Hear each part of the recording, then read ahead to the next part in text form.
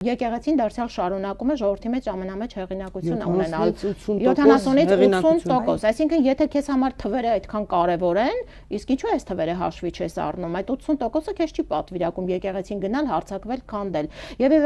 վերջո, եթե մարդու մեղքը երեխա ունենալն է,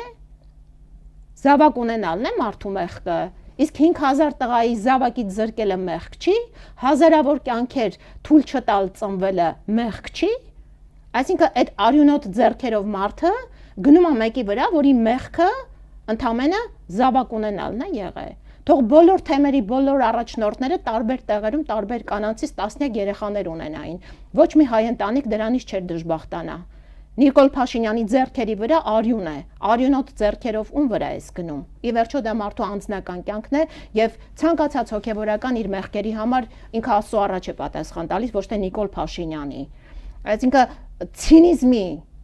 անպատկառության ինչ աստիճան պետք է ունենա մարդը, որի ձեռքերին իր եւ իր ամբողջ թիմի այս տեսակ արյուն կա, ու ինքը գնում է մի երեխայի հետևից։ Երեխայա ծնվել վատագույն դեպքում, եթե այդ մեղադրանքը ճիշտ է, երեխայա լույս աշխարհ եկել եւ ապրում է։ Եվ ոչ քո հաշվին, ոչ քո զավակների կյանքի հաշվին, քո պատճառով Նիկոլ Փաշինյան հազարավոր երեխաներ չեն ծնվելու։ Աստված տար դու էլ այդպես մի 10 տեղ երեխաներ ունենայիր։ Դրանից ոչ մի ընտանիք չէր քանդվի, բայց քո պատճառով հազարավոր ընտանիքներ են քանդվել։ Քո պատճառով ազգը այսօր այլևս գոյության խնդրի առաջ է կանգնած։ Քո իրական Հայաստանում ապրողներին դա հասկացրա, թե դու ինչ աստիճան ոչրագործ ես։ Երեխայի ծնունդն է մեծ մեղք, թե երեխաների մահը։